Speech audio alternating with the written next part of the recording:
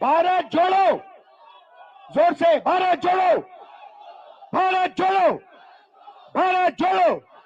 नफरत के बाजार में मोहब्बत की दुकान खोलो।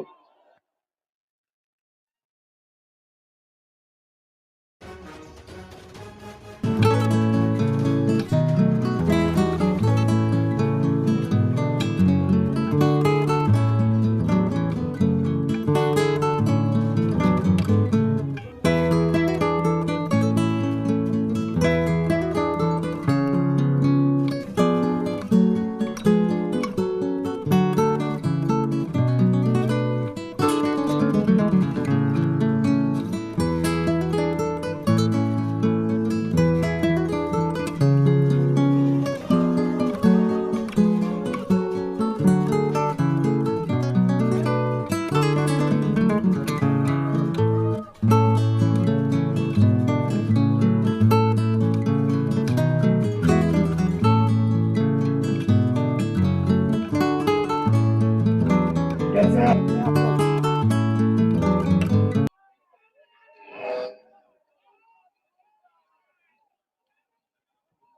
एक साल पहले हमने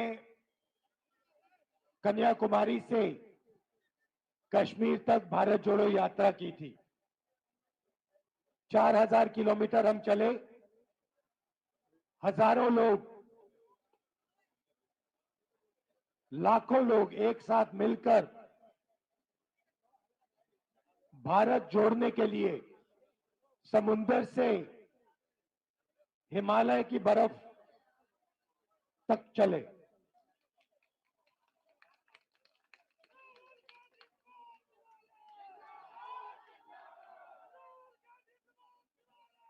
भैया बोलने दीजिए, ये आप नारे बाद में।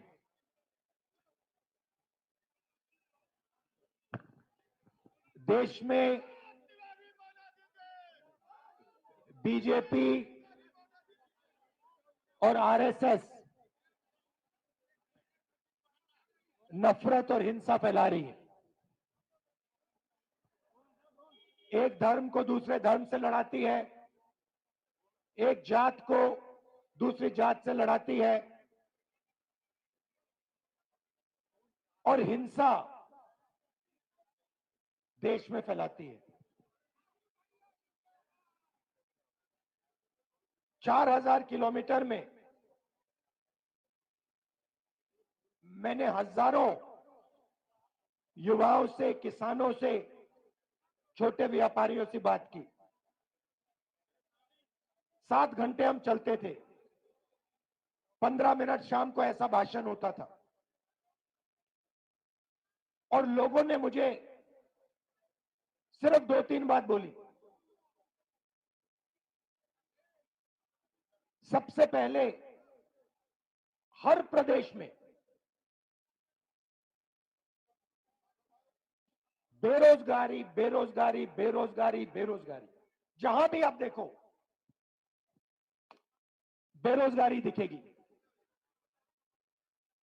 युवाओं से बात करो, कहते राहुल जी 5-6 लाख रुपए, 10 लाख रुपए हमने प्राइवेट यूनिवर्सिटी और कॉलेजेस को दिया है। हमने सोचा था, ये झंडा हटाइए, हमने सोचा था कि ये जो हमने 5-6 लाख रुपए प्राइवेट कॉलेज और यूनिवर्सिटी में डाला, इससे हमें एक डिग्री मिलेगी और डिग्री से हमें रोजगार मिलेगा। हमने रोजगार पाने के लिए ये शिक्षा ली है। ये कॉलेज की degree, medical degree, legal degree, ये हमने ऐसे नहीं ली, हमने ये रोजगार पाने के लिए ली है। और 5-6 लाख, 10 लाख खर्च करने के बाद हमें पता लगता है कि प्राइवेट कॉलेज और यूनिवर्सिटी वालों ने हमारा पैसा ले लिया, एक कागज हमें पकड़ा दिया और हिंदुस्तान में उस कागज का कोई मतलब नहीं है, क्योंकि उस कागज से हमें रोजगार तो नहीं मिलता। दूसरों ने कहा राहुल जी हम पढ़ते हैं और फिर एग्जाम के दिन पेपर लीक हो जाते हैं और युवाओं के मोबाइल फोन पे हमें दिखते हैं, मोबाइल पे हमें दिखते हैं। मतलब हमने 6-7 लाख रुपए डाले, हमने मेहनत की और किसी चोर ने पेपर चुरा के 100% मार्क ले लिए।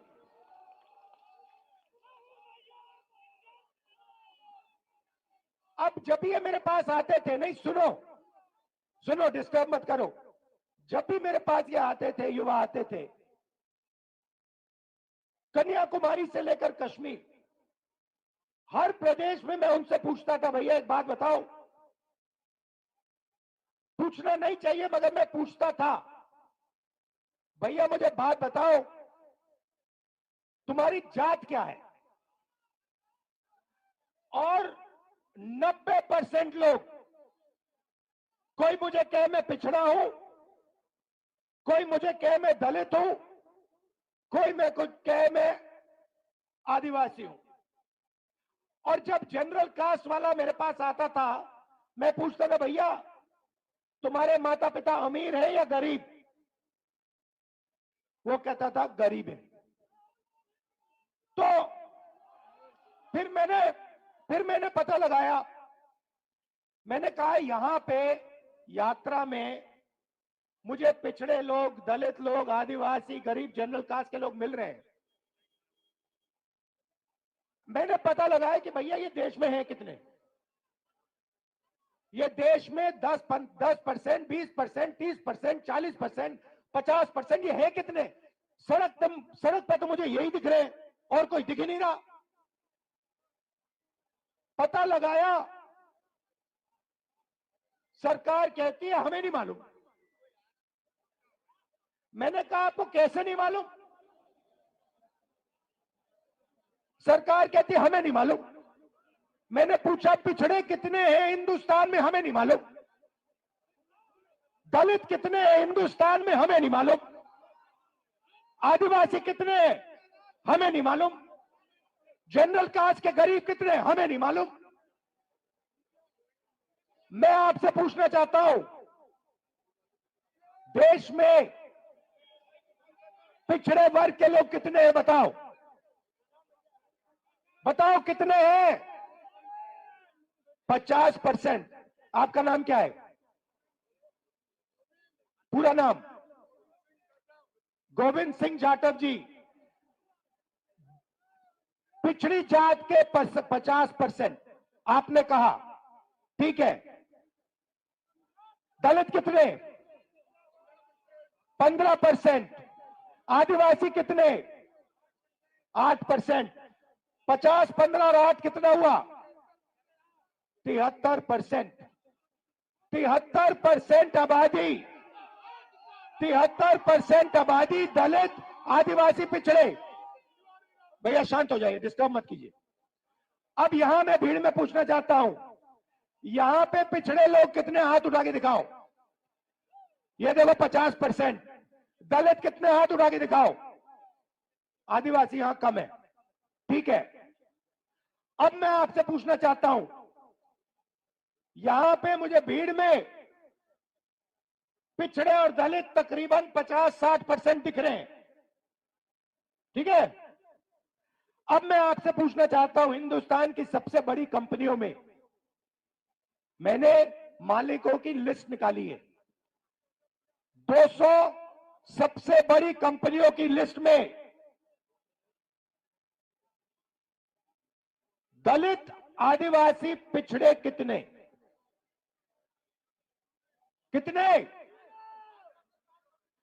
60% नहीं है।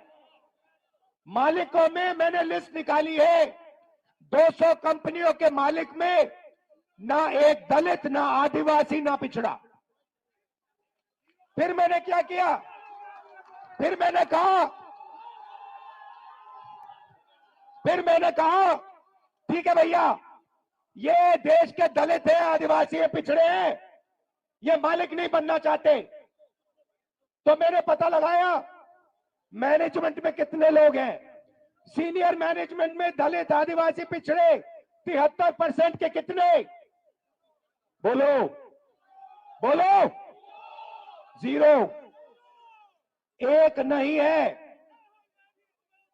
तो जब आप प्राइवेट अस्पताल में जाते हो, यहां पे किसी का पैर टूटा? जब आप प्राइवेट अस्पताल में गए, आपने पैसा दिया? आपने प्राइवेट कॉलेज में पढ़ाई की? जब आपने प्राइवेट कॉलेज, यूनिवर्सिटी में आपने पैसा दिया, आपने किसको दिया? आपने ना दलित को दिया, ना आदिवासी को दिया, ना पिछड़े को दिया, और ना अपने जनरल कास्ट के गरीब व्यक्ति को दिया। मतलब आपकी जेब में से पैसा निकल रहा है और 2-3% लोगों के जेब में जा रहा है। उन 2-3% में ना गरीब जनरल कास्ट का कोई है, ना आदिवासी है, ना दलित है, ना पिछड़ा है। अब सुनिए, अब आप कहोगे मुझे, देखो हम दलित हैं, हम आदिवासी हैं, हम पिछड़े हैं, आप हमारे लिए सपना देख रहे हो, आप चाहते हो कि कॉर्पोरेट हिंदुस्तान में हम भी जाएं, मगर हम में इस सपने को देखने का दम नहीं है। आप कह सकते हो कि हमने हार मान ली, राहुल गांधी ये सपना देख रहा है, मगर हम में वो क्षमता नहीं है, हम में वो दम नहीं है, हम में वो कॉन्फिडेंस नहीं है कि हम हिंदुस्तान की सबसे बड़ी कंपनियों के मालिक बने। आप कह सकते हो, मैं मानूंगा नहीं, मगर आप कह सकते हो। तो फिर चलो, आप कंपनियों में नहीं हो तो फिर मुझे बताओ, मीडिया में आपके कितने लोग? मीडिया में आपके कितने लोग? अब देखो मैडम, आपका नाम क्या है?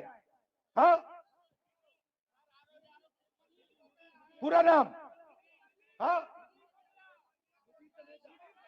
नीति तनेजा जी हैं, मीडिया की हैं, ठीक है, ये न्यूज तक कंपनी है। आपका नाम क्या है? पूरा नाम क्या है? रक्षा जी, अभी वहां आऊंगा। अब देखिए, यहां पे माइक, सेल फोन पकड़ी रक्षा यादव है, दिशा यादव, और ये दिशा यादव जो है, ये हिंदुस्तान की सबसे बड़ी मीडिया कंपनी की मालिक कभी नहीं बन सकती है, क्योंकि इसके नाम के पीछे यादव शब्द है। ये नहीं बन सकती है। ये कितना भी पसीना दे दे अपना, कितना भी खून दे दे अपना, ये पिछड़े वर्ग की है, ये हिंदुस्तान की मीडिया कंपनी की मालिक नहीं बन सकती है। ऐसे ही ये लड़की, ये दिन भर कैमरा लिए घूमेगी, 24 घंटा कैमरा लिए घूमेगी, मगर जो इसके मालिक इसे कहेंगे वो इसको दिखाना पड़ेगा। जो ये दिखाना चाहती है वो नहीं दिखाया जाएगा। क्यों? क्योंकि ये पिछड़े वर्ग की है। मीडिया में आपका कोई मालिक नहीं, सीनियर मैनेजमेंट में, बड़े पत्रकारों में आपका एक आदमी नहीं। अब मैं कहता हूं ठीक है, पिछड़े लोग के, दलित, आदिवासी लोग मीडिया में भी नहीं जाना चाहते। चलो मीडिया छोड़ो, प्राइवेट अस्पताल छोड़ो, प्राइवेट यूनिवर्सिटी, कॉलेज छोड़ो, मुझे हाई कोर्ट का बता दो। हाई कोर्ट में दलित, आदिवासी, पिछड़े कितने हैं बताओ?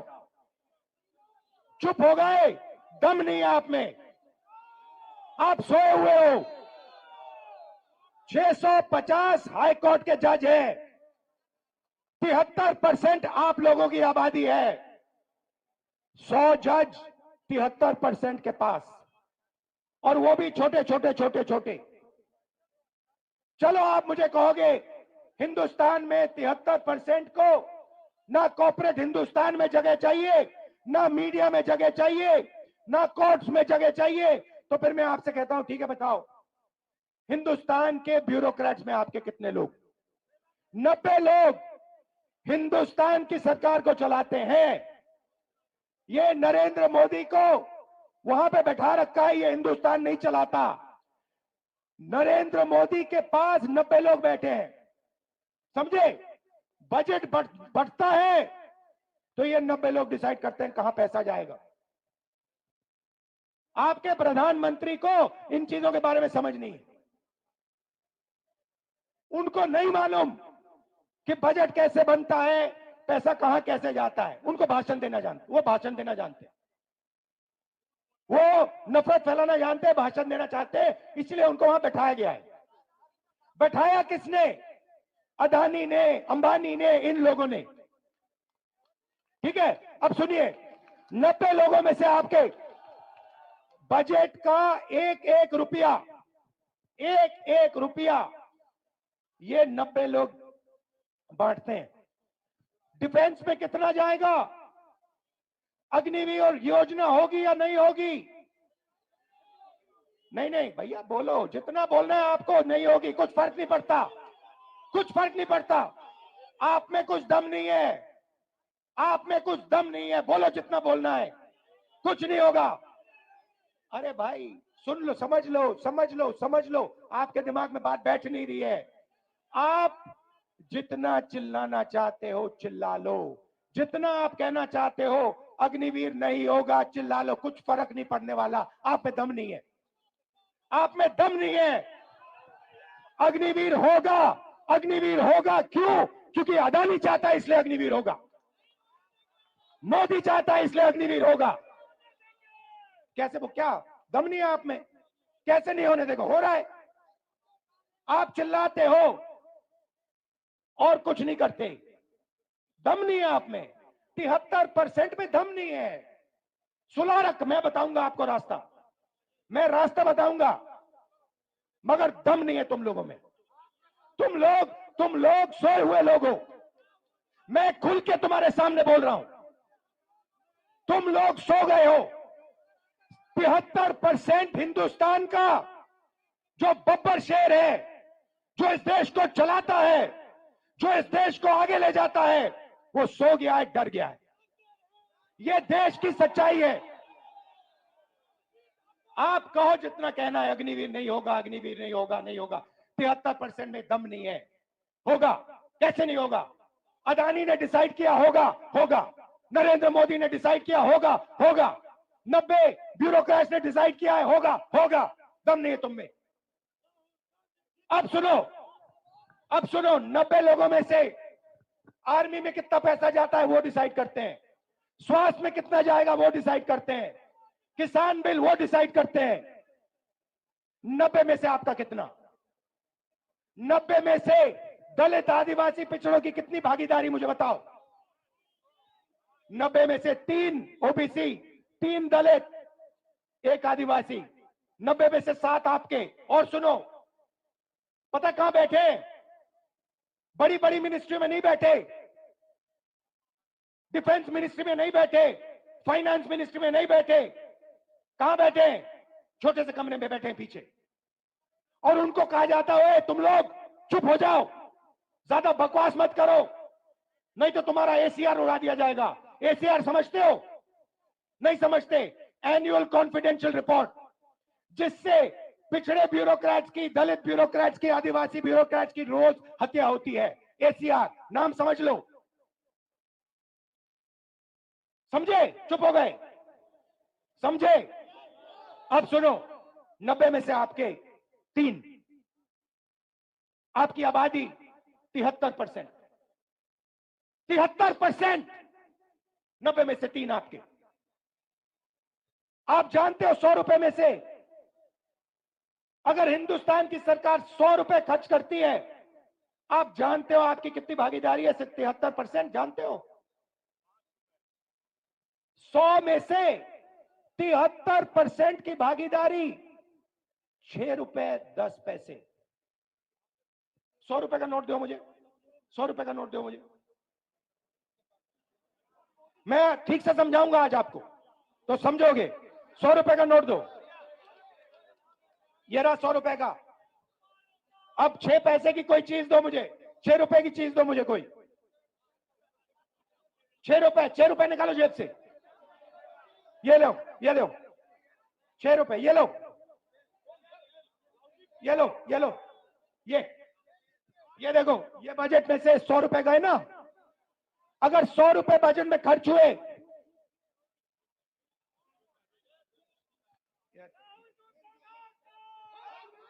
ये है आपका, ये लो, देखो, अच्छी तरह देखो, अच्छी तरह देखो इसको। ये है तुम्हारी भागीदारी,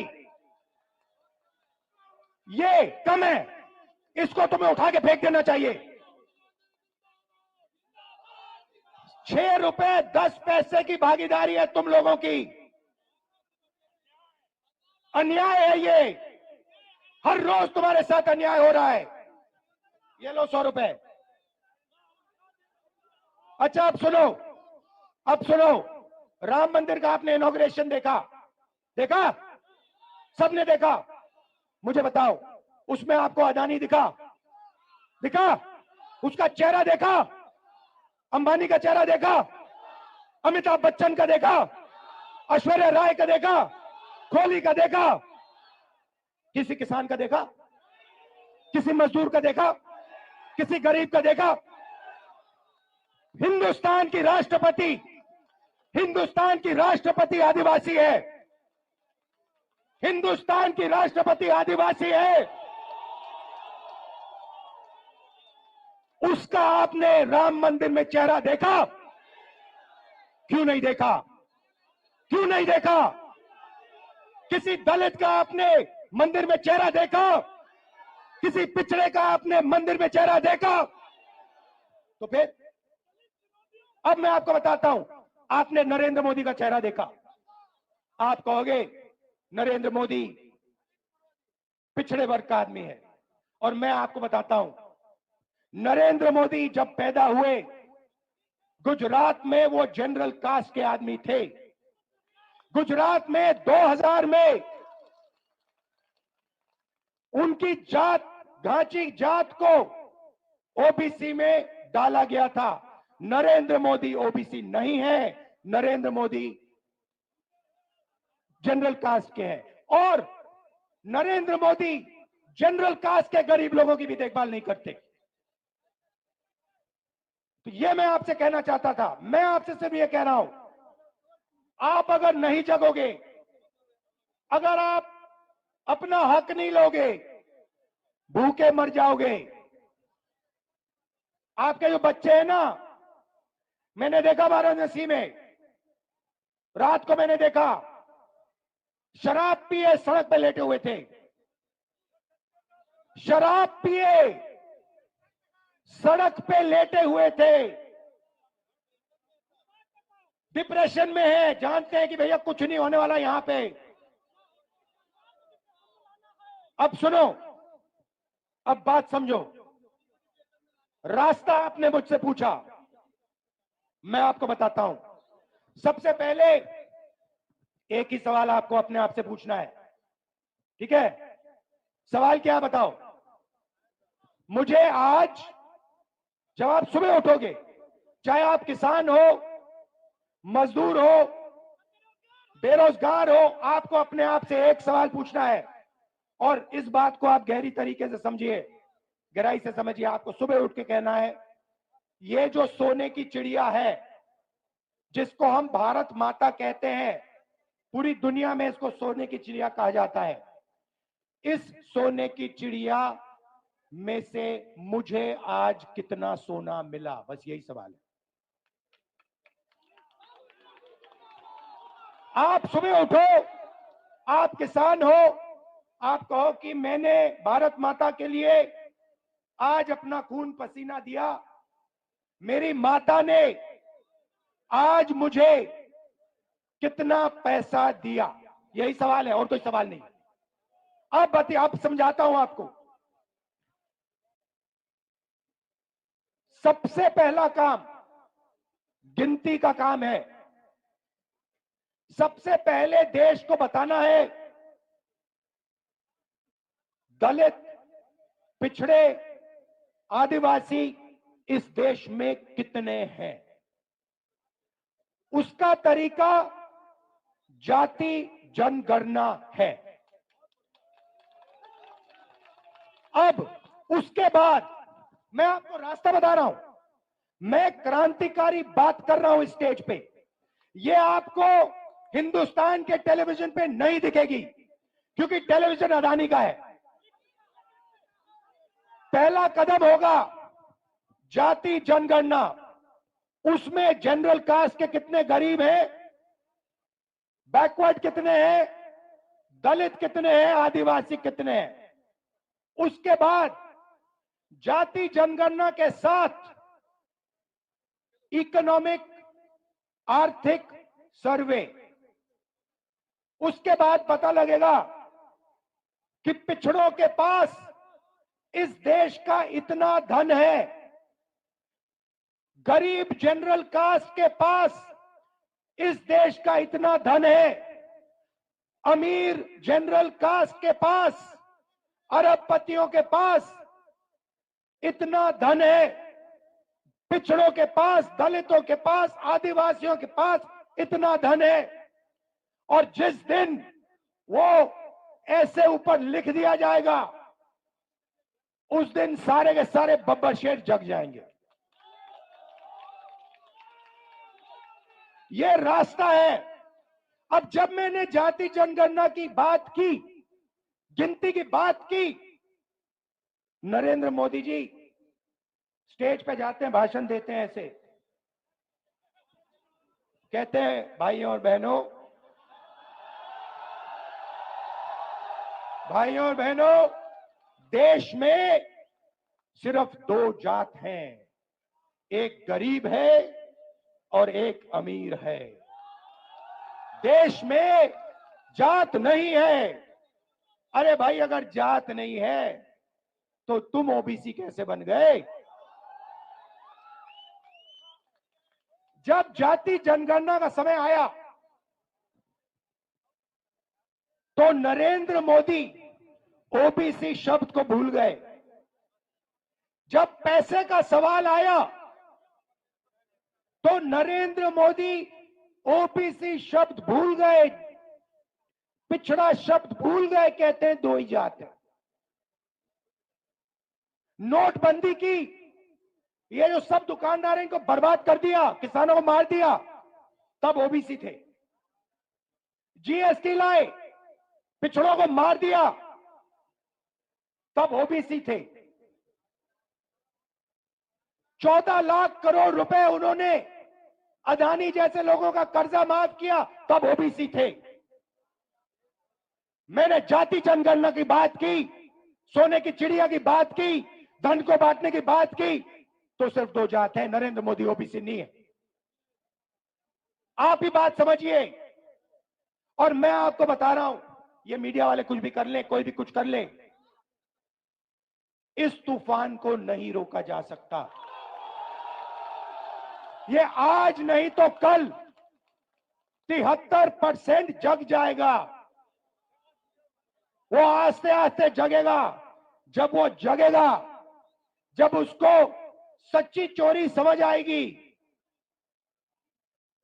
तब इस देश में क्रांति शुरू हो जाएगी, तूफान आ जाएगा। आखिरी बात आपसे कहना चाहता हूं। आपका नाम क्या है? हाँ, ऋषभ। क्या ऋषभ सिंह? ऊपर आओ।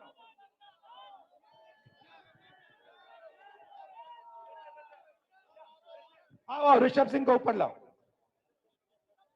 अब मैं आपको हिंदुस्तान की राजनीति, ये पूरा का पूरा ड्रामा जो चल रहा है, 1 मिनट में समझाने जा रहा हूं। ये है ऋषभ सिंह। अच्छी तरह देखो इसको, ठीक है? अब मान लो मैं ऋषभ सिंह, हम सब ऋषभ सिंह का जेब काटने जाते हैं। मान लो ये तो सिक्योरिटी वाले हैं। मान लो यहां पे लोगों ने मन बना लिया इसकी जेब काटनी है। पहला काम क्या करेंगे? पहला काम कहेंगे, वो ऋषभ उधर देख, उधर देख, वो देख पाकिस्तान, उधर देख, ओए इधर देख, वो देख अमिताभ बच्चन, उधर देख, ओए वो देख ऐश्वर्या राय, ओए उधर देख, वो क्रिकेट। पहला काम ये है। फिर ऋषभ सिंह उधर देखेगा, उधर देखो, ये पीछे से बंदा आएगा, जेब काट लेगा, ठीक है। इसका नाम अडानी, वो जो ये कर रहा है उसका नाम मोदी। और तीसरा यहां पे एक बंदा खड़ा रहेगा, भैया मुझे एक डंडा देना जरा, हाँ ये दो डंडा दो। और तीसरा यहां पे एक पीछे होगा, एक पीछे होगा वो अडानी, एक मोदी कहेगा इधर उधर देखो, और ये तीसरा यहाँ पे डंडा लिए खड़ा होगा, ऐसे ऐसे ऐसे डंडा लिए खड़ा होगा। अगर किसी ने उल्टी सीधी बात की तो डंडा। Amit Shah, ED, CBI, income tax, police, ये सब। मैं काशी मंदिर गया, बात समझो आप। मैं काशी मंदिर गया, मैं शिव को मानता हूं। मैं काशी मंदिर गया, वहां पे पुलिस वालों ने क्या किया, वहां पे पुलिस वालों ने क्या किया, सारे मोबाइल फोन हटा दिए, सारे मोबाइल फोन हटा दिए, एक मोबाइल फोन अंदर नहीं आने दिया। क्यों? क्योंकि वो नहीं चाहते कि राहुल गांधी की शिव मंदिर के अंदर फोटो दिख जाए। उसके बाद वाराणसी में सारा का सारा सेलफोन का जो नेटवर्क है उसको डाउन कर दिया। लोग मतलब वीडियो ले रहे हैं, वो वीडियो ना फैलाएं। आप देख लेना, ये जो मैंने भाषण दिया ना, मीडिया में नहीं दिखेगा, दिख नहीं सकता। ये सोशल मीडिया में फैलाओ आप, सोशल मीडिया में दिखेगा, मीडिया में नहीं दिखा। अच्छा, सोशल मीडिया को भी वो अमेरिका से कंट्रोल कर रखा है। तो ये मैं आज आपसे कहने आया था, मेरा काम 73% को हिंदुस्तान की सोने की चिड़िया का धन दिलवाने का है। धन्यवाद। और धन्यवाद ऋषभ जी, नमस्कार, जय हिंद, भारत जोड़ो, जोर से भारत जोड़ो, भारत जोड़ो, भारत जोड़ो। नफरत के बाजार में मोहब्बत की दुकान खोलो।